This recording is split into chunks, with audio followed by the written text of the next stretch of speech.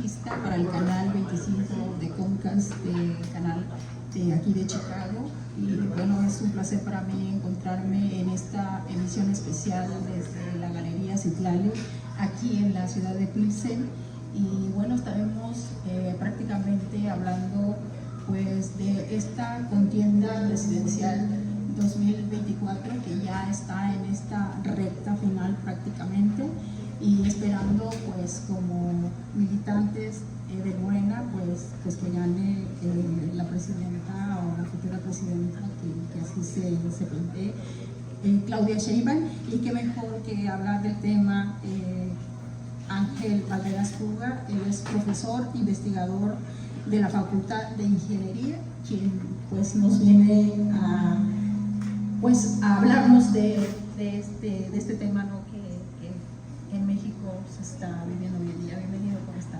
Gracias, Berenice. Bueno, pues buenas tardes a ti y también saludos a tu público y saludos a la gente que está aquí en vivo en la galería, ya listos, esperando a ver este segundo debate sobre los 3 candidatos a la presidencia de la República. Por supuesto que sí. Bueno, como lo mencioné, que ya estamos en esta recta final de esta contienda presidencial 2024. ¿Cuál es tu opinión o cómo percibes pues esta competencia que se está dando?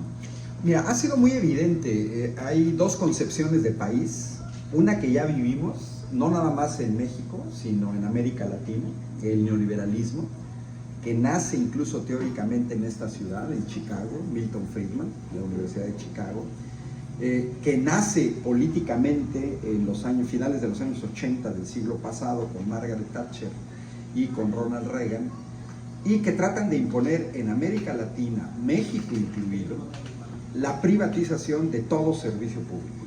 Los básicos, como es la educación, como es la salud, como es la riqueza energética y como son las pensiones para la gente en la tercera edad. Hay 2 concepciones de país. Ya el neoliberalismo lo sufrimos en México. Gran parte de la gente que ha emigrado en México, yo hoy platicaba con gente aquí de Chicago, yo mismo fui migrante por trabajo en Europa, y gran parte de la gente sale en México en crisis recurrentes, el neoliberalismo, principios de los años 80 con Miguel de la Madrid, gente que vuelve a salir con la crisis entre Carlos Salinas de Gortari y Ernesto Zedillo, y también gente que tuvo que emigrar del país con los sexenios panistas de Vicente Fox y de Felipe Calderón.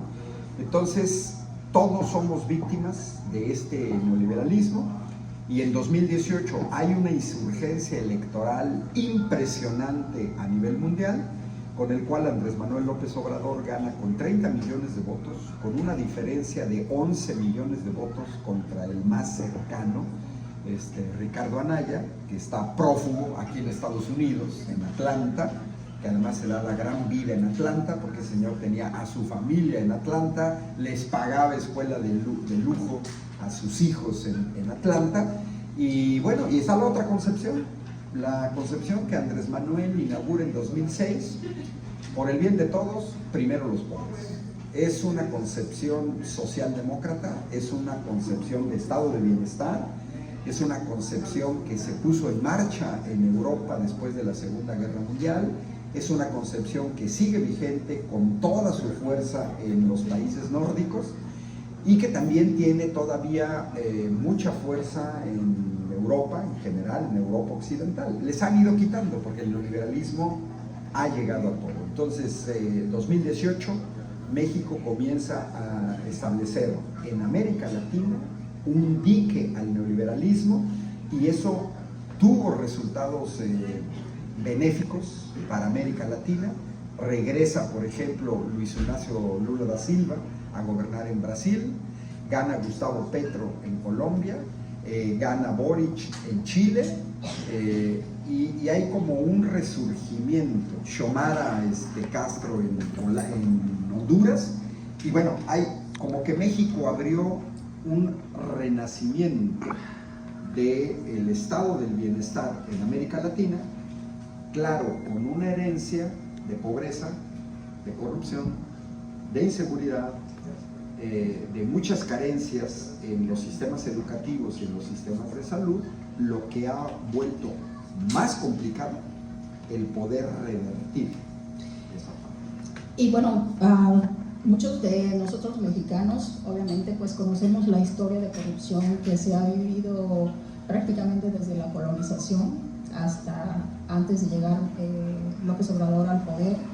Pero ¿qué hay de estos medios que han construido una narrativa en contra de lo que viene siendo el gobierno de López Obrador y que prácticamente se ha dado desde un inicio de su gobierno precisamente para golpetear hoy en día? ¿Cómo se puede contrarrestar toda esta desinformación que mucha gente, prácticamente, en especial la clase media, que es la que se cree toda esta noticia? Pues en primera, la clase media prácticamente la desapareció el PAN y el PRI, con toda la precariedad laboral, con la reforma laboral del 2012, con la que se legaliza el outsourcing, con la privatización de las pensiones. Hay que recordar que en 1997 el priista Ernesto Zedillo, que vive aquí en Estados Unidos, producto de la corrupción, que entregó los ferrocarriles mexicanos a Kansas City Southern, a Union Pacific, y que hoy trabaja para estas compañías a las que privatizaron, es extraño, porque la clase media es una de las que más sufrió con el neoliberalismo. En 97 se modifica la ley del Seguro Social, que entre otras tiene como consecuencia el quitar el derecho a jubilación de mucha gente, mandarlos a las llamadas afores, que ya se habían introducido en Chile con una dictadura militar, la de Augusto Pinochet, en 1981, que ya habían demostrado ser un fracaso para los trabajadores, no para las compañías que administran los fondos de los trabajadores. Hoy en México 10 compañías privadas, de las cuales 4 pertenecen a bancos extranjeros, manejan más de 6 billones de pesos de fondos de los trabajadores. Pero era un sistema impuesto por el PAN y el PRI, y la clase media tendría que pensarlo, entre ellos muchos profesores incluso universitarios, que aspiraban a tener una pensión de apenas 3,000 pesos mensuales. 3,000 pesos mensuales. Era lo que se aspiraba en México con Ernesto Zedillo, con Vicente Fox, con Felipe Calderón, con Enrique Peña Nieto. El gobierno de la 4T ha trabajado a favor de todas las clases sociales. Acaba de haber la 27ª convención bancaria en Acapulco, en donde los banqueros han dicho que han ganado más dinero. Las pequeñas y medianas empresas tienen trabajo en México. Es uno de los que tiene ahorita una de las tasas de desempleo más pequeñas, y se han beneficiado de no beneficiar a empresas extranjeras. Y ahorita es reciente esta reforma, se acaba de aprobar la semana pasada en México, porque ya en 2020 el gobierno de la 4T garantizó que bajó las comisiones en las afores, obligó a que los patrones aportaran más y levantó al doble de la aspiración para una pensión, de 3,000 a 6,000, manteniendo el sistema de las afores. Y la reforma que se acaba de aprobar de tener una pensión complementaria busca que la gente se pensione con su último salario. ¿Se puede hacer? Sí, sí se puede hacer. Pero también esta es una batalla de narrativas. Hoy en México podemos decir abiertamente que se tiene una derecha. Antes eran categorías que solamente gente muy politizada utilizaba: izquierda, derecha. Hoy en día se quitaron las máscaras los medios de comunicación, que también han sido derrotados, porque a pesar de sus fake news, a pesar de sus calumnias y a pesar de sus mentiras, tenemos un presidente que a nivel mundial, solo después del de la India, es el presidente mejor evaluado. Hay que recordar que Andrés Manuel gana las elecciones con el 52% de los votos, y en la primera semana se hace una encuesta y se le pregunta a la gente si están contentos con la victoria de Andrés Manuel López Obrador. Votó el 52% y ya el 60% estaban contentos. Quiere decir, hubo un 8% que siguió todavía esta tendencia de votar por el PAN, votar por el PRI, pero que en realidad su corazoncito, su intuición de gente, de pueblo, los llevaba a que ellos querían votar por Andrés Manuel. Y bueno, ese porcentaje se ha mantenido alto a pesar del desgaste. Solo para hacer una comparación, aquí en Estados Unidos Joe Biden tiene una aprobación de apenas del 30%. Es decir, Andrés Manuel está al doble de aprobación de Joe Biden. Yo veo las encuestas, aquí la gente en Estados Unidos se queja de la economía, se queja del apoyo a Ucrania, se queja del apoyo a Israel, y nosotros en México, en cambio, tenemos un presidente que le ha ganado la partida a los medios de comunicación, en parte también por este ejercicio democrático de las mañaneras, que todo el mundo podemos ver, que las podemos ver de manera diferida, porque también es una batalla de narrativas. Sí, digamos que la mañanera ha sido tan poderosa, ya que este poder mediático pues prácticamente se encuentra en toda la nación con los medios de comunicación, que todos los días tienen una noticia en contra, vaya la redundancia, contra el presidente López Obrador. Los medios también requieren democratización. No es casual que Rupert Murdoch, magnate de los medios de comunicación, esté entre los hombres más ricos del mundo. Aquí está el New York Times, el Washington Post, The Guardian, El País en España. Son medios que todos pertenecen a una élite. Lo vemos en México con las concesiones de televisión privada, en donde la familia Azcárraga hace uso de una concesión del espacio público, pero que utilizan las televisoras para defender sus intereses privados. Hoy es muy claro lo que hace el señor Ricardo Salinas Pliego, que utiliza Televisión Azteca, que no se nos debe de olvidar, es una concesión pública que pertenece a todos los mexicanos, pero que utiliza a sus periodistas, a sus televisoras, para no querer pagar impuestos. Miren, un gran problema que se tiene es ¿por qué Ricardo Salinas Pliego no invierte en medios en Estados Unidos o en Europa? Por una sencilla razón: aquí y allá sí tendrá que pagar impuestos y no andaría con sus jaladas de que no quiero pagar, etcétera. Porque ese señor, hay que recordar que adquiere Televisión Azteca con dinero prestado por Raúl Salinas de Gortari, hermano de Carlos Salinas de Gortari, algo totalmente anómalo. Estos medios de comunicación, lógicamente, se vieron muy beneficiados. El presidente lo ha señalado. Yo, por ejemplo, no lo sabía, que los medios de comunicación como Reforma, como el Universal, tenían concesiones absurdas, como por ejemplo administrar hospitales, administrar cárceles privadas, tenían contratos de obra pública. Yo soy ingeniero civil y me sorprende de cuando acá un periodista le puedes entregar un contrato de decenas o de centenares de millones de pesos para construir una autopista o para construir un hospital o para construir una cárcel. Cuando llega este gobierno y para toda la corrupción, hay que recordar en cuenta que gente como Carlos Loret de Mola, como Joaquín López Dóriga, que tenía un yate, que por cierto sus trabajadores murieron en Acapulco y ni siquiera fue para ir con sus trabajadores con el último huracán que hubo, se vieron beneficiados de manera dolosa y corrupta por estos gobiernos. ¿Para qué? Para que les echaran loas. Cuando Felipe Calderón detona la supuesta guerra al narcotráfico, que no fue tal, porque su secretario de Seguridad está preso aquí en Estados Unidos, acusado de favorecer a un cártel del narcotráfico, y recordemos que ese señor ya estaba como director de la Policía Federal con Vicente Fox.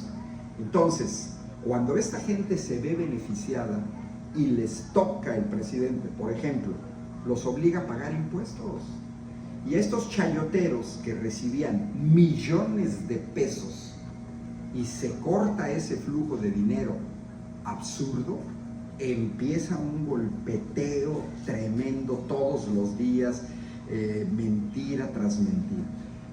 ¿Por qué? Una de las razones por las que tampoco han tenido éxito Yo, por ejemplo, trabajo con jóvenes de 20 años de edad. Yo me he dedicado en las últimas décadas a formar ingenieros, tanto en la Universidad Autónoma de Querétaro como en el Instituto Tecnológico de Querétaro. Y yo siempre les pregunto, levanten la mano los que se informan por la televisión. Miren, de grupos de 40 estudiantes, ninguno levanta la mano. Si acaso uno, si acaso dos. ¿Qué quiere decir? Que gran parte de la juventud en México está impermeable a las mentiras de Televisa, de Televisión Azteca, por la sencilla razón de que no la ven. Yo tengo años que dejé de ver la televisión, ya no quiero pagar la televisión porque no la veo. No la veo. Hoy tenemos generaciones de mexicanos cuya primera fuente de información son las redes sociales, son programas como esto, son transmisiones. Está surgiendo una nueva generación, gente muy joven como Manuel Pedrero de Tabasco, de 20 años de edad, Meme Yamel en Puebla.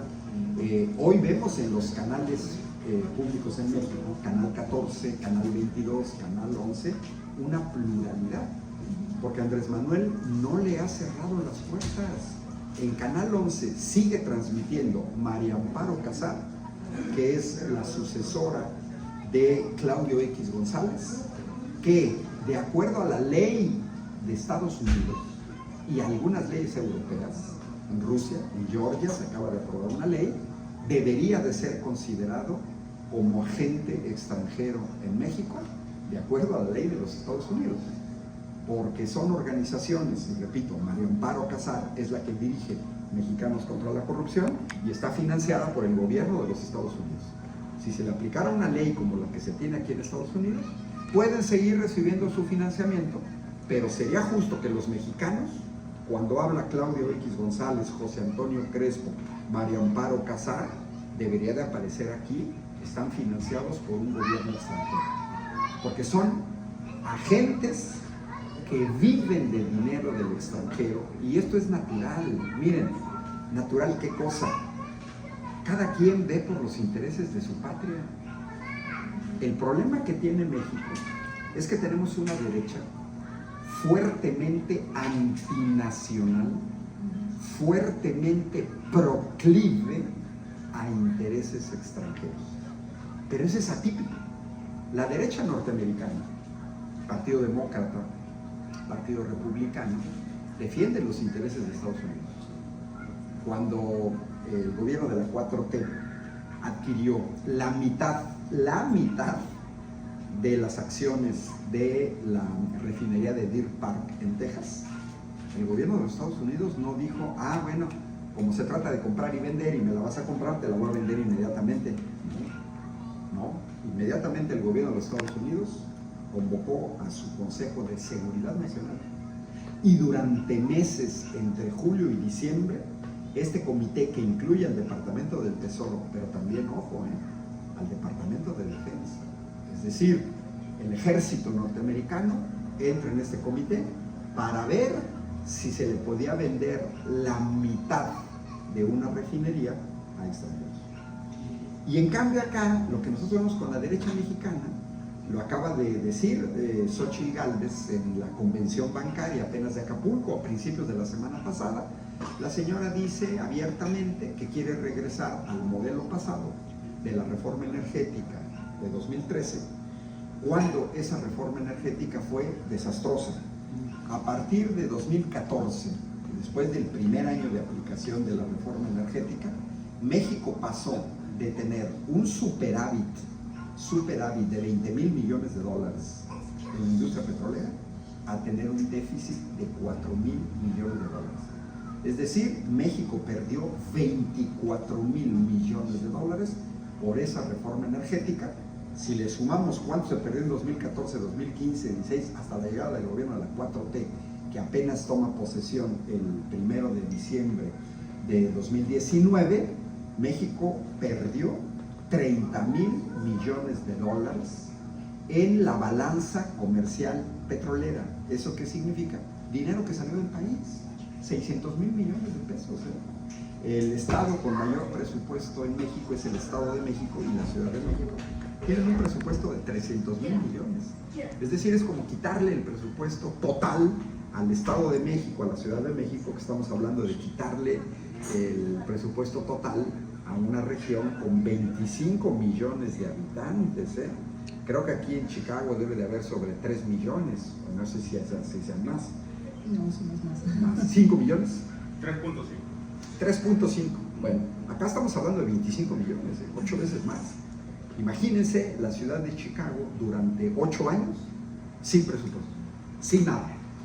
No, ni Illinois. De ese calibre es esa magnitud. Entonces lo que está en disputa con esta derecha, mentirosa, calumniadora, etc., es que ellos en realidad les tocaron sus intereses. La riqueza nacional estaba mal distribuida. Es como traer aquí una pizza y yo tomo 2 rebanadas. Si yo tomo 2 rebanadas, ya dejé a alguien sin rebanada. Y si tomo 3, y si tomo 4, ya dejé a 3 personas sin rebanada. Eso es lo que hacían. El presupuesto nacional, la enorme riqueza petrolera, 70,000 millones de dólares que ingresaron a México solo por la venta de petróleo. En 2012, 70,000 millones de dólares, 1.4 billones de pesos. ¿En dónde quedó? Todos los que están aquí podemos ver con mano dónde están las grandes obras de infraestructura construidas por el PAN y el PRI en 36 años. En México la última refinería se construyó en el lejano 1979. ¿Cuándo nos imponen el neoliberalismo? Con Miguel de la Madrid. El FOBAPROA, una fuente enorme de deuda para el pueblo de México, fue aprobado por Ernesto Zedillo con la complicidad del PAN. Y seguimos pagando una deuda. Hemos pagado ya 1.5 billones de pesos de una deuda que simplemente es esta de las rebanadas de la pizza. O sea, privatizan los bancos Salinas de Gortari. Se los entrega a sus amigos, así como le entregaron a Salinas Pliego la concesión de Imevisión, que se convirtió en Televisión Azteca. Sus amigos son bien endejos, no sabían nada de finanzas, no sabían nada del sector bancario. ¿Qué hicieron? Los tronaron. Y como los tronaron y se autoprestaban dinero, le prestaban dinero a la mamá, al hijo, al amante, al esposo, generaron una enorme cantidad de deuda, truenan los bancos. Y Zedillo, con la complicidad del PAN, dice, ahora ¿saben qué? Todos los que están aquí en Pilsen, todos tienen que pagar la deuda de mis amigos corruptos. Y nos aventaron la deuda a todos. Pero ¿esto qué significa cuando hablamos de esta deuda? Que ellos socializaron las pérdidas. Significa menos escuela, menos salud, menos empleo, menos obra pública, un país menos vivible, que empuja a la gente a emigrar. Sí, precisamente, ¿no? López Obrador, con todas estas propuestas que además ha llevado a cabo, ¿no? Con la reforma educativa, con la reforma de las pensiones a los adultos, pero que verdaderamente el pueblo pues no tiene ese poder de poder elegir a todos los que pertenecen a la Corte Judicial, que es donde verdaderamente pasan estas leyes y que donde han sido rechazadas todas las reformas de la electricidad, por ejemplo. ¿Cómo entonces nosotros como pueblo podría haber esta influencia para que en lugar de 15 años, ¿no? que es cuando cambian todos estos ministros, cómo podemos atacar realmente esa parte que es donde derogan y pasan estas leyes? Yo tengo en mi canal de YouTube, mis redes sociales son Ángel Valdera, estoy activo en Facebook, en YouTube y en Twitter. Todavía por ahí están videos de cuando gana Andrés Manuel López Obrador en julio de 2018. Yo inmediatamente en la primera semana doy una serie de conferencias, siempre doy una serie de conferencias de análisis de los resultados electorales. En esa semana que todo mundo pues andaba borracho de felicidad con el triunfo de Andrés Manuel. Yo inmediatamente mostré los números duros y fríos. O sea, esto yo lo dije y está grabado en YouTube, ahí se da la fecha.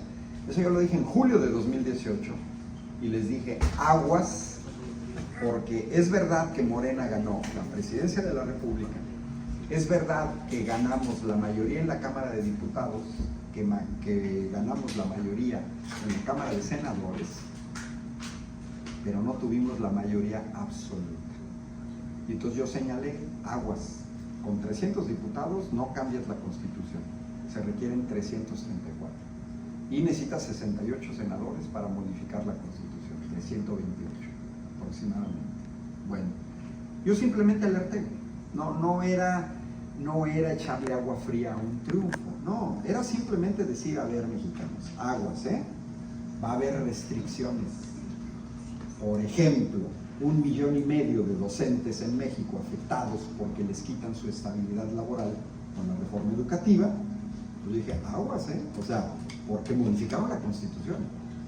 Y ahí es donde el PRIAN, en alianza con el PRD, con el Pacto por México, hacen una serie de modificaciones constitucionales, todas avaladas por el Poder Judicial, para madrear al mayor número posible de gente en México.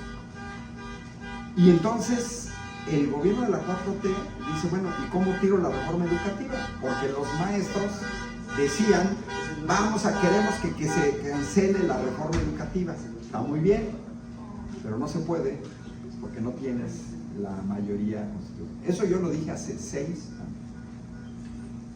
Cuando la Corte tira la reforma eléctrica nacionalista de 2021, Andrés Manuel comienza a hablar de lo que era el plan C, porque era el plan A, el plan B, el plan C.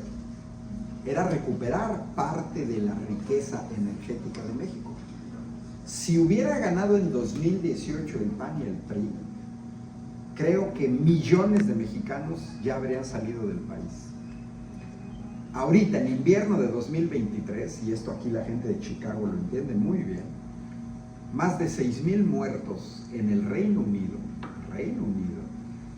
de frío, porque no les alcanza para pagar la boleta de la energía eléctrica o del combustible para pagar la calefacción. Reino Unido, 6,000. Porque el precio de la electricidad en Europa, con compañías privadas, en el año 2021, pasó de un peso el kilovatio hora a 7 pesos el kilovatio hora, a 6 pesos el kilovatio hora. Pequeñas y medianas empresas, grandes industriales, en menos de un año tenían que pagar 4 veces más la electricidad.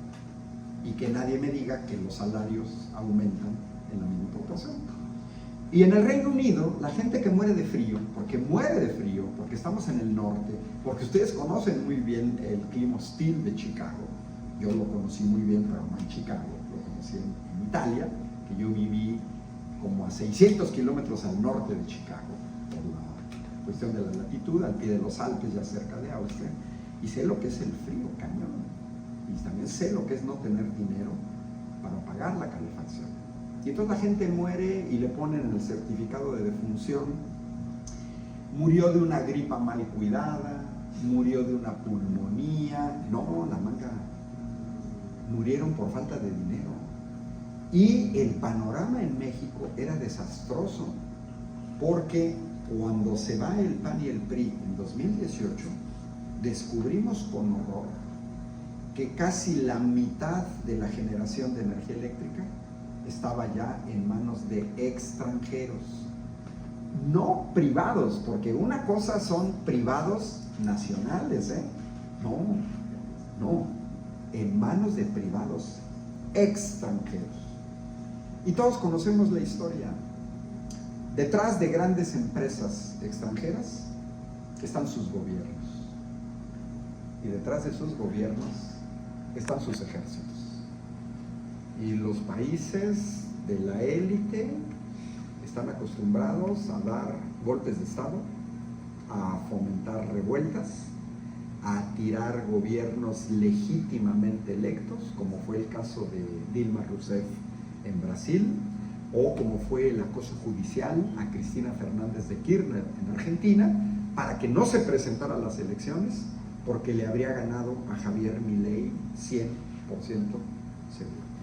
Y le pagan a traidores, como es el caso de Lenín Moreno, que traiciona a la Revolución Ciudadana de Rafael Correa, le da la vuelta a la tortilla. Hoy el presidente de Perú, que ganó las elecciones de manera democrática, está en la cárcel. En Honduras dieron golpe de Estado contra Rafael Zelaya, pero esa es una historia que viene desde los años 50 del siglo pasado. Entonces, entregar tus recursos energéticos a empresas extranjeras es extremadamente peligroso, porque cuando tú le entregas una instalación a British Petroleum, el gobierno inglés puede en un momento determinado sacar sus misiles Scalp y presionar al gobierno mexicano, etc. Entonces dejaron la electricidad 50%. ¿Dónde estaba el Poder Judicial? En ese momento, la Constitución de México prohibía que privados generaran energía eléctrica. Estaba prohibido. Pero los ministros de la Corte no dijeron nada. Violación flagrante a la Constitución. ¿Cuál era el panorama para finales de 2030? Que el Estado mexicano, por medio de Comisión Federal de Electricidad, solamente generara el 15% de electricidad y el restante 85% empresas transnacionales. Lo vemos aquí muy bien en Estados Unidos y lo vimos con la onda gélida de febrero de 2021. Y ustedes conocen cuáles son los planes para contratar energía eléctrica en un país que tiene privatizado. Y los privados no se tientan el corazón. Yo siempre señalé, porque viví en España también, si allá Iberdrola, Fisterra, Naturgy, Acciona, si no respetan ni a su propio pueblo y con tal de ganar carretadas de dinero, les aumentan el precio de la electricidad hasta 6 veces y les vale si truenan panaderías, tortillerías no hay, panaderías, el análogo, truenan negocios, pequeños negocios que no pueden pagar la electricidad. Es verdaderamente, y no les interesa. Lo que les interesa es ganar dinero. Dije, si eso lo hacen con su propio pueblo, acá no. Hoy en la mañana veía una escena de una carnicería en Argentina, en donde el carnicero le pide, Argentina, somos los que más carne comen en el mundo, Aquí puede salir alguien de Sonora a decir, nosotros comemos más. No. Para los argentinos la carne es como el agua, O sea, y el carnicero le dice a la gente, vénganse a comprar, pero con lámparas, porque no voy a prender la luz de las vitrinas, porque dice, o pago la luz para los refrigeradores, o pago la luz para la exhibición de la carne. Y la foto muestra argentinos llegando con una lámpara. Eso es a lo que llevaban a México, y habría sido en esta década, para 2030.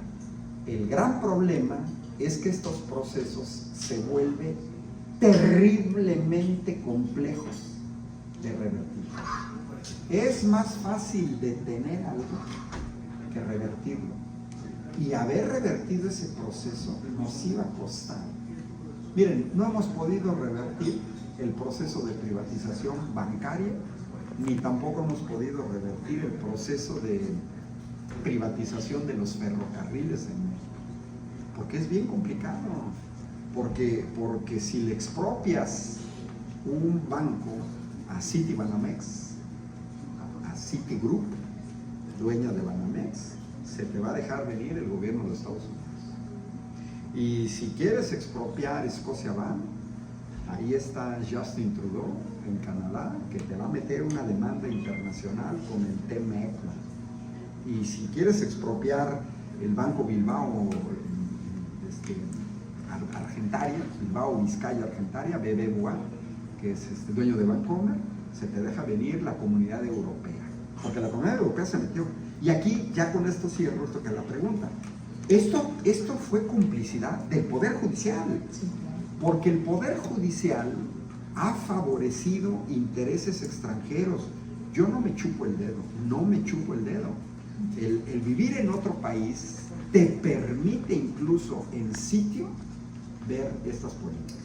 Hoy me tocó aquí un meeting de jovencitos norteamericanos aquí en Chicago, antier creo, pro-Palestina. Y estando aquí yo me doy cuenta de los videos de la represión de la policía en universidades norteamericanas. Bueno, en España yo que aprendí, que vi del sector energético, pues que es un oligopolio, con que el 99% de la energía eléctrica lo manejan 3 empresas. 3. No es monopolio, pues nos vale gorro, son 3 empresas, se ponen de acuerdo, tú el centro, yo el norte, yo el sur, y Chisuma, y yo fijo los precios, órale, va. Y entonces, ¿qué hacen las empresas españolas? Porque es 100% seguro lo que pasó en México con Felipe Calderón, con Vicente Fox, con Enrique Peña Nieto, que curiosamente Calderón y Peña Nieto y Salinas de Gortari están en España. Es el fenómeno de las puertas giratorias. Lo que han hecho las empresas energéticas españolas es vil y vulgar soborno a políticos en activo, a futuros políticos y a ex políticos. ¿Para qué? Para que cuando estés en el poder no favorezcas los intereses de tu gente, no favorezcas los intereses de quien te votó, sino para que favorezcas mis intereses. ¿Cómo es posible que un inútil como Felipe Calderón, que ni siquiera pudo pasar el examen de admisión en la Facultad de Derecho de la Universidad Michoacana de San Nicolás Hidalgo, y entonces se tuvo que ir a la UNAM de Morelia, se tuvo que ir a la Ciudad de México, y tampoco pasó el examen de admisión en la UNAM, fue a terminar a la Escuela Libre de Derecho? No sabe nada. Pero Vicente Fox lo puso como secretario de Energía, el sector más relevante de la economía de México. Y luego termina su mandato y lo contrata la empresa española Iberdrola. Y a Georgina Kersey la contrata Iberdrola. Y yo me pregunto, ¿y qué saben de energía? ¿Cómo es posible que una empresa contrate a un pseudoabogado chafa aquí como gran asesor? No, lo que están pagando es el cierre de Luz y Fuerza del centro, es la toma violenta de las instalaciones de Luz y Fuerza del centro por militares disfrazados de policía, por la toma violenta de las instalaciones de Luz y Fuerza del centro por la policía corrupta dirigida por un narco de Genaro García Luna, y entregar esas instalaciones a españoles, a portugueses, por ejemplo Mota-Engil, que cuando uno entra al portal de Mota-Engil dices, estos güeyes nunca se habían dedicado a la energía, son solamente en México. En realidad ellos en Portugal se han dedicado a la construcción, pero les entregan eso. Y aquí entra el Poder Judicial. Yo sospecho que si las empresas españolas sobornan jueces en España, que no me vengan con cuento que no los sobornen en México. De otra manera yo no me explico por qué un juez que le paga el gobierno de México, que le paga el pueblo de México, toma decisiones en contra del pueblo de México. Los 11 ministros de la Suprema Corte de Justicia de la Nación, y es ofensivo, tienen salario y prestaciones del orden de 750,000 pesos mensuales. Estos hijos de la tiznada reciben 2 camionetas Suburban nuevas y se las cambian cada 2 años. Y cuando terminan el cargo, se pueden llevar estas camionetas nuevas. Y tienen servicio en su casa de jardinería y cualquier cosa que se descompone. Y ojo, yo solamente había visto, a lo mejor ustedes se acordarán de un tipo hiperobeso, Agustín Carstens, que fue secretario de Hacienda, que tenía una prestación de 3,000 pesos diarios de comida. 3,000 pesos diarios de comida. $150 diarios de comida para que desayunaras, comas y cenes. No, y en México es muchísimo más barata la comida que aquí. Bueno, pues estos de la Suprema Corte, estos 11, también tienen una prestación de $3,000 diarios para comer. Yo me pregunto, ¿en qué país del mundo? Porque yo nunca lo vi en Europa, ni lo vi en Francia, ni lo vi en Noruega, nunca. Y dudo mucho que en Estados Unidos, y en México mucho menos, que alguien le paguen un salario y además le paguen la comida. $3,000 diarios. Yo me pregunto, ¿qué tiznados tragan para $3,000 diarios? ¿Qué se tragan? Vámonos a lo más caro en México, un plato de escamoles. Te cuesta $500. No, 3,000. O sea, ¿qué tragan? ¿Qué tragan? Y ahí tienes. Entonces es absurdo, porque se sirven con la cuchara grande, viven del pueblo de México, pero operan en contra del pueblo de México. Es muy triste, y además liberan delincuentes, liberan delincuentes de cuello blanco. Acaban de liberar ahorita al hermano del Mencho, porque se inventan una serie de cosas. Ya sacaron a Murillo Karam, uno de los principales responsables y que sabe perfectamente qué pasó en Ayotzinapa, en aquella fatídica noche de Iguala, y lo mandaron a arresto domiciliario porque, pobrecito. Mi mamá, que en paz descanse, si no estaría viendo esta transmisión desde su casa, siempre decía, oye hijo, es que el Bester y una bola de políticos, bien contentos, se dan la gran vida. El Bester tenía un pied-à-terre en París, políticos mexicanos dueños de castillos en Francia. Híjole, pero cuando los detienen por algún motivo, se enferman. Inmediatamente les salen un chorro de enfermedades, entran sus abogados, por humanidad, libérenlos, arresto domiciliario. Están muy enfermos. Ese es un problema. ¿Dónde entra el plan C? ¿Por qué es relevante que la próxima presidenta de México, que se llama Claudia Sheinbaum, y que yo lo vengo diciendo desde 2021, siempre dije, hay que darle la mayoría calificada? No basta ganar la presidencia. Si logramos que Morena y aliados ganen la mayoría calificada en la Cámara de Diputados, 334 diputados, y ganen la mayoría calificada en el Senado, se va a poder modificar la Constitución. Y donde es una reforma, para mí creo que sería la principal, el Poder Judicial.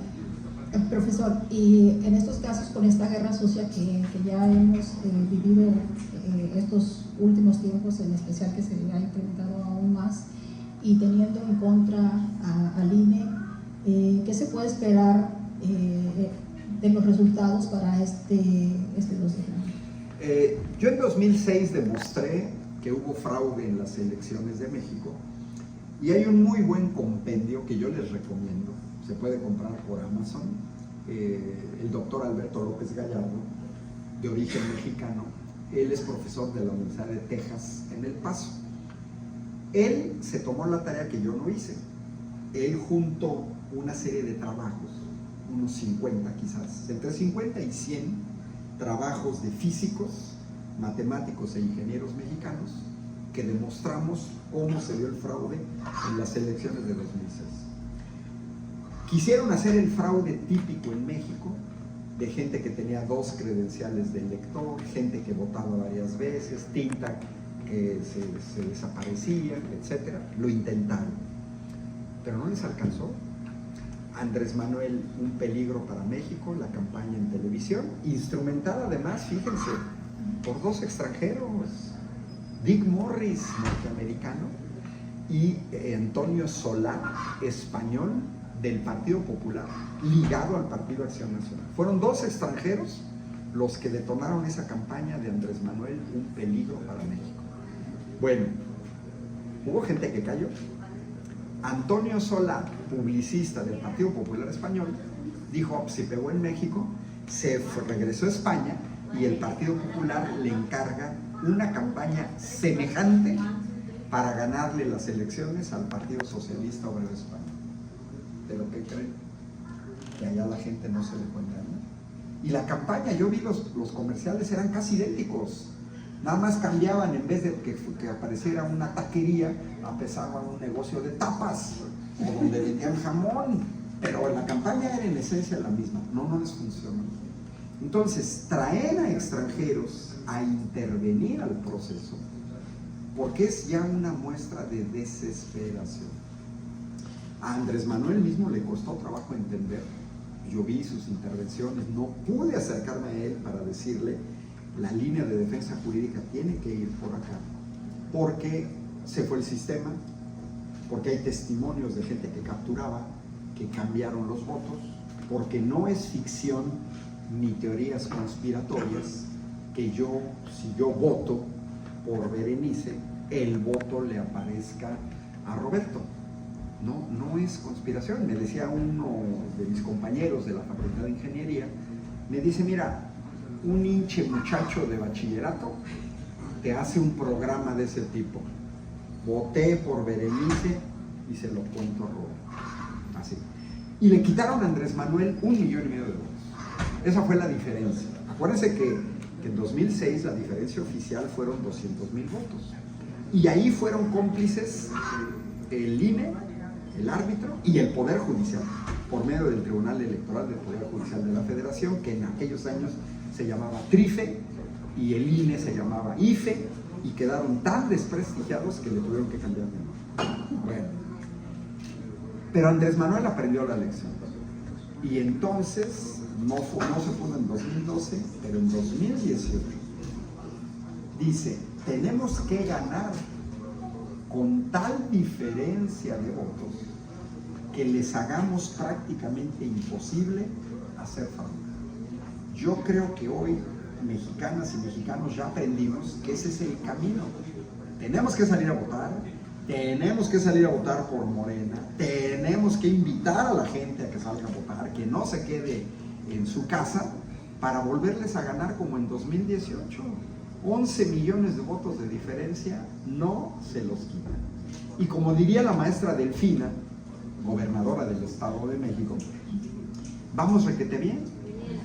Si uno revisa los concentrados de encuestas, yo sigo el de Polls MX, que les recomiendo, si alguien quiere ver encuestas, chéquense el concentrado de encuestas de Polls MX.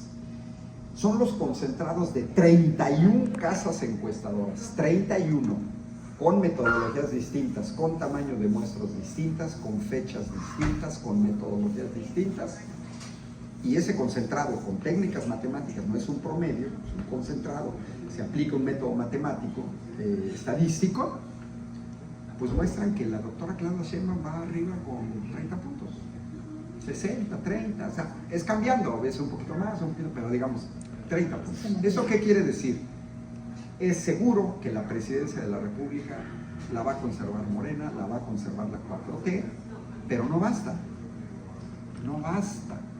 Tenemos también que hacer el esfuerzo de darle a Morena y a sus aliados los votos en todo lo que es federal, senadores y diputados federales. Porque para cambiar la Constitución se requieren 3 cosas. Mayoría calificada en la Cámara de Diputados, que nunca la tuvo Andrés Manuel. Mayoría calificada en la Cámara de Senadores, que tampoco la ha tenido Andrés Manuel. Y la mayoría en los 17 congresos. Esa Morena ya la tiene. Y la tuve desde 2018, O sea, ya desde 2018, esa última fase. El problema es que para modificar la Constitución, si la iniciativa parte del Senado, primero tiene que ser aprobada por el Senado. ¿Lo han visto ustedes estos meses? ¿Cómo se ha atorado aquí en Estados Unidos el apoyo a Ucrania, Taiwán e Israel por estas iniciativas? Porque no se logra la mayoría y no se avientan a cambiar porque no pasa la mayoría. Entonces, si se tiene la mayoría en el Senado, pasa en el Senado. Pero si no se tiene la mayoría en la Cámara de Diputados, ahí se atora.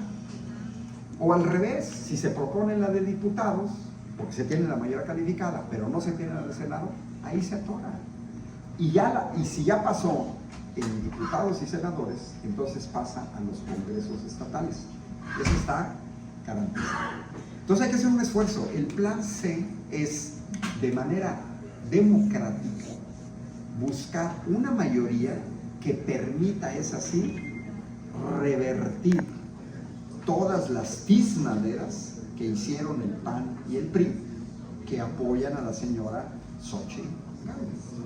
Porque eso hay que decirlo, ella se quiere presentar como ciudadana a la manga, tiene 20 años bajo la égida del PRI, ha hecho grandes negocios bajo los gobiernos del PAN. La señora es ampliamente corrupta porque no nos ha dicho de dónde se hizo rica, de dónde sale su patrimonio. Se inventó una jalada que la casa en la que vive le hicieron un descuento de 5 millones de pesos. Yo me pregunto, ¿quién cuando vende una casa le hace un descuento de 5 millones? Pues a lo mejor si van a vender la Torre Trump, tiene sentido, porque ahí estamos hablando de miles de millones de pesos, bueno, te hago descuento de 5 millones de pesos. Es como si te vendo una casa y te voy a hacer un descuento de 20,000 pesos. Eso sí es creíble, pero no que te hagan un descuento de ese tamaño. No sabemos de dónde han salido sus contratos, porque no lo dice, no ha declarado. Y se entrampa, porque dice que ella es dueña del 80% de las acciones de sus empresas, su marido tiene el otro 20% y su hija el 30%. ¿Cómo? Ahí se requiere el meme de la niñita esa de rosa. O sea, ¿qué pasa?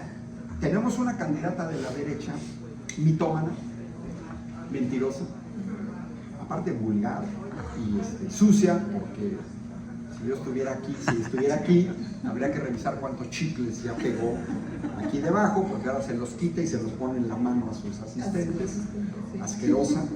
Pero lo vimos en el primer debate, que mientras la doctora Claudia Sheinbaum se concentró en sus propuestas, la señora Xochitl Gálvez se ha pasado toda la campaña queriendo golpear al presidente. Yo no soy su asesor, pero es pésimo. Si tienes un presidente con un 70% de aceptación, lo peor que puedes hacer en una campaña es estar pegándole al presidente. Porque la gente que recibe sus becas, adultos mayores, estudiantes, discapacitados, la gente que tiene trabajo, la gente que le aumentó ya su derecho a pensión, bueno, pues ahí está. Ahora, esto no se puede revertir de la noche a la mañana. ¿Por qué es muy importante apoyar a la doctora Claudia Sheinbaum? Pues porque fueron 6 sexenios. 6 sexenios son 36 años en los que cambiaron leyes secundarias, la Constitución, para revertir todo. Vean el Poder Judicial tan traidor a la patria, porque yo se los he dicho, traidores a la patria. Cuando nosotros luchamos en 1997 en contra del cambio de la ley del Seguro Social, y cuando volvemos a dar la batalla en 2007 en contra de las modificaciones de la ley del ISSSTE, que las dos buscaban lo mismo, la privatización de las pensiones, nos amparamos. Yo me amparé, soy empleado federal por el Tecnológico de Querétaro. Y en la reforma educativa de 2013, cientos de miles de maestros se ampararon. Bueno, los ministros de la Corte dijeron, ¿saben qué? El que se amparó, a ver, véanse para acá. El que se amparó, pásese de este lado, y el que no se amparó, pásese de este lado, y todos los que se pasaron de este lado ya se quedaron sin protección porque no se ampararon. Huleros. Eso hizo el Poder Judicial. Y permitieron la aplicación retroactiva, violando el artículo 14 constitucional, que señala claramente que a nadie se le puede aplicar una ley de manera retroactiva. Y estos hijos de la tiznada aplicaron de manera retroactiva la ley del ISSSTE y la ley del Seguro Social a empleados, a millones de trabajadores mexicanos que habían sido contratados bajo la ley del Seguro Social del 97 y bajo la ley previa a 2007, la ley del ISSSTE. Pero ahora resulta que una mini empresa endeja que nadie conoce se ampara. Y los jueces de competencia económica de una empresa desconocida que se amparó dicen, mira, como se amparó esta empresa que nadie conoce, vamos a parar también a las machuchonas. Y ampararon a Mitsubishi, a Mitsui, a Iberdrola, a Sempra, a Total Energies, a Enel, transnacionales extranjeras. ¿Y cuál fue el argumento? Es para que no haya competencia desleal de la hincha empresilla esa que nadie conoce. No marchen. Y ahí es donde ves a la corte, porque entonces dice, a ver, trabajadores, el que se amparó, y el que no se amparó, órale, ya no se ampararon. Acá van y le dicen a empresas extranjeras, mira, no te amparaste, pero te vamos a proteger para que no te apliquen la ley. Oye, pero si yo ni pedí amparo, porque también muchas empresas ni siquiera solicitaron amparo. Entonces usan empresas pequeñitas con apoyo del Poder Judicial para favorecer intereses extranjeros. Plan C, que se pueda cambiar el Poder Judicial. El presidente propone que los podamos elegir y eso estaría lo mejor. Sí, por supuesto que sí. Pues muchísimas gracias al profesor Ángel Valderas Puga por esta interesante información. Pues ya está di la conferencia. Ya, sí, ya está prácticamente dada la conferencia. Y bueno, ya por último, ¿qué tan lejano veo un golpe de Estado? Tratándose de todo estos personajes narcisistas que tergiversan y cambian así la situación. Miren, esas son palabras mayores, es de los temas más delicados. La gente a veces dice, es que el gobierno debería de hacer, metan a la cárcel al anterior secretario de Defensa, que abran los archivos, que de Ayotzinapa, todo. Bueno, está muy bien, pero ¿qué ejército tienes? Y a mí me viene en mente mis amigos chilenas, argentinos, uruguayos, cuando dijeron aguas, porque en Chile creíamos que nunca iban a dar un golpe de Estado, porque en Chile presumíamos que a diferencia de Brasil, Uruguay, Paraguay, Bolivia, Perú, teníamos un ejército constitucional, democrático, etc. Y todos sabemos cómo terminó Chile. Decenas de miles de exiliados, muertos, les privatizaron la educación, las pensiones, se los madrearon. Para mí lo más complicado, para Andrés Manuel es a quién nombraba en la defensa y en la marina. Porque el PAN y el PRI heredaron a una policía federal infiltrada hasta los huesos por el narco, porque la cabeza era un narco y la AFA. Y entonces por eso sale la Guardia Nacional, porque dice Andrés Manuel, ¿cómo voy a trabajar con una policía corrupta que trabaja para la delincuencia? ¿Cómo la voy a limpiar? Y además se requiere que la policía ya esté en las calles. Ahí entra la Guardia Nacional. Bueno, pues hay que irse con mucho cuidado. Hoy el ejército se ha comportado bien. A Andrés Manuel le ha dado muchas concesiones, pero no es por temor a un golpe de Estado, por la corrupción. Les pongo el caso del tren rápido Toluca, Ciudad de México, porque así fueron los negocios del neoliberalismo. Vamos a construir un tren rápido entre Toluca y Ciudad de México. Todo el mundo de acuerdo, se requiere, va. Presupuesto, 30,000 millones de pesos. Va. Empiezan a gastarse el dinero, le dan la obra al del Universal, que me estoy inventando, pero se la dan a un periodista, al amigo, a gente chafa. Esos eran los negocios del neoliberalismo. Yo tengo exalumnos en todos lados, pero una que trabajaba en Pemex me dice, oye, no marches, tenemos un aparato, un departamento de TI, tecnología informática. Los que estamos aquí somos ingenieros en sistemas computacionales, podemos hacer programas. Ah, no. Un director agarra a su hijo baboso, que ni siquiera tiene licenciatura, y le dice, a ver, tú te vas a crear de hoy a mañana una compañía porque te vamos a dar contratos por cientos de millones de pesos. Oye, papá, pero yo no sé ni madres, cállese baboso, y hace la compañía. Y luego, vas a subcontratar. O sea, te vas a agarrar a estudiantes de la UNAM, del Politécnico, de la Metropolitana, del Tecnológico. Ellos van a hacer la chamba, pero tú, yo, nos vamos a quedar con millones. Esa era la forma de hacer los negocios. Y entonces se va Peña Nieto, se gasta 60,000 millones de pesos y dejaron el tren una tercera parte. Una tercera parte. Ese tren, presupuestado en 30,000 millones, iba a costar 180,000 millones, 6 veces más. Aeropuerto de Texcoco.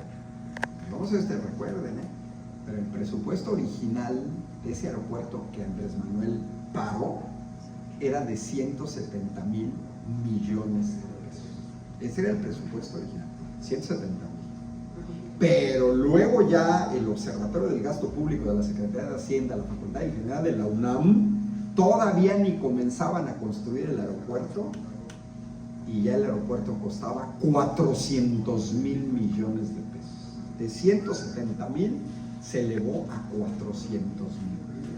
Pero ese aeropuerto, construido en el peor lugar del mundo para construir un aeropuerto, nos iba a costar 750,000 millones de pesos, porque se iba a tener que meter un dineral en el mantenimiento. Las obras al ejército también se entienden por la urgencia y por demostrarle al pueblo de México que se puede construir una refinería en 4 años, que es el tiempo estándar, a pesar de la pandemia, que se puede construir un tren de 1,600 kilómetros, que se puede construir un corredor logístico de 250 kilómetros entre Coatzacoalcos y Salina Cruz, que se pueden modernizar los puertos de Coatzacoalcos y de Salina Cruz, y que se puede terminar el tren rápido México-Toluca y sin pedir prestado. ¿Pero qué requieres? Empresarios no corruptos. Yo dejé la ingeniería civil, soy ingeniero civil, trabajé como ingeniero civil, pero renuncié asqueado de la corrupción que se daba en las obras. Era el típico moche del 10, 15, 20%, las obras se elevaban de precio, materiales de baja calidad, y luego tenemos el terremoto del 85. ¿Por qué no se cayó la Torre Latinoamericana? Y sí se cayeron varios de los edificios de Tlatelolco. ¿Por qué el último terremoto que hubo en México se caen edificios que apenas tenían 1 año de construcción? En la delegación Benito Juárez. Que por cierto, el malandro, ¿no?, líder del cártel inmobiliario, que me escuche el INE, Santiago Taboada, son responsables de la muerte de la gente. Pero ese era el México. Entonces también el entregarle a los militares, que tienen ingenieros militares, a mí me pareció una jugada brillante, porque si no estamos en guerra y tampoco creemos la guerra, porque vean la situación geográfica de México. A ver, la neta, ¿ustedes creen que en algún momento nosotros le vamos a declarar la guerra a Estados Unidos? ¿O le vamos a declarar la guerra a Belice? ¿A Guatemala?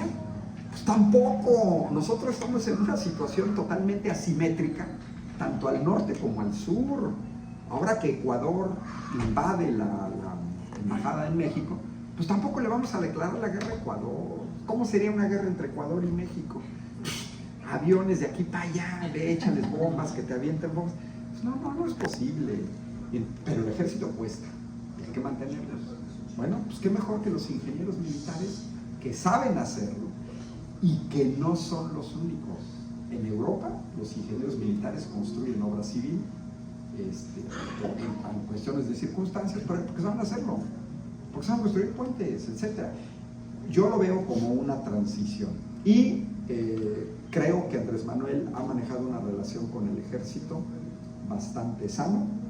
Esta jalada de la militarización, oiga, pues si fue Felipe Calderón el que sacó a los militares a las calles en 2007, él fue y se vistió de militar. Entonces yo no lo veo.